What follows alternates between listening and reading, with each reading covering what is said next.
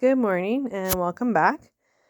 This might be my new thing. I'm not sure, but I was reading this morning, of course, the In Touch. I'm going to try to find a way to link the actual video for In Touch Ministries for this day because they do their own.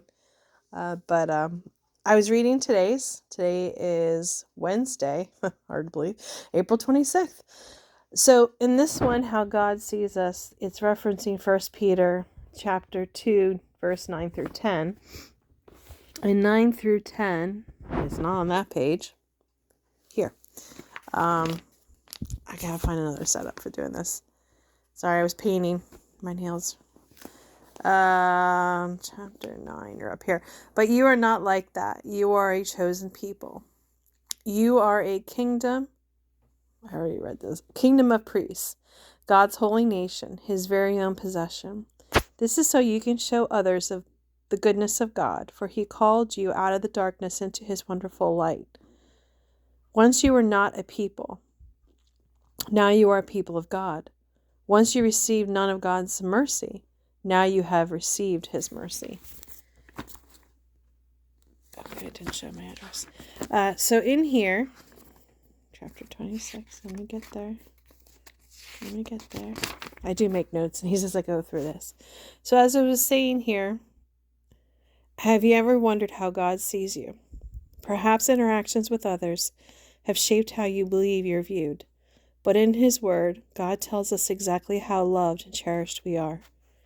Today's passage describes just 4 of the many ways he sees us. The first is as his chosen people. God chose you and me to be part of his kingdom and family because he wants and loves us. The second is a royal priesthood. As believers, we are children of God and therefore part of a royal family. In other words, we are heirs of God and fellow heirs with Christ. The third, a holy nation. The church or body of Christ is a group of people who are holy, which, as we learned a few days ago, means set apart for the purposes of God.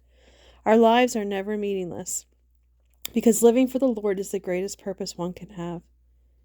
And the fourth and final, a people for God's own possession. You and I are precious possessions of God. We belong to him.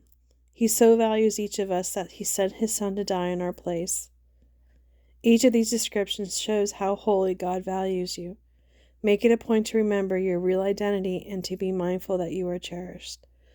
So through all those times, what I see this be is all those times that you feel unloved, unseen, unwanted, undesired, just all the uns. There's one person or one being that does want us, and that's God.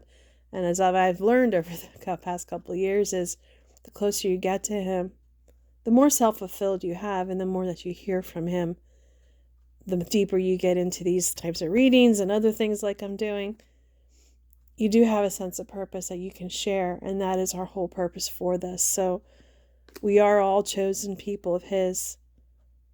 We all have a place in the priesthood in communicating with others about God and being saved. We are supposed to be a holy nation, which it doesn't seem like the United States is like one lately. But we need to get back there. Enough people are calling out how things are just not right. And a people for God's own possession. That our soul belongs to him. And that was the one thing I always remember when I was really depressed and I was reading things. And they basically said, your life it's not yours to take. God gave life. God takes it away.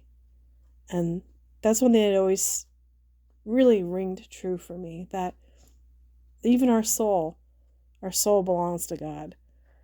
No matter what. So I hope you enjoy this. This might be my new thing. I hope you have a great day and a blessed day. Until tomorrow, I'm going to keep coming back. Have a great one. Bye.